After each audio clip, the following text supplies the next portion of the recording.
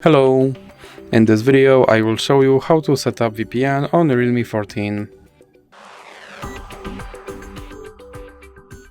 So you have to start by opening your Google Play Store, then click on search bar and type in Turbo VPN and click search. Then select this application and click install. Now click open, then click agree and continue.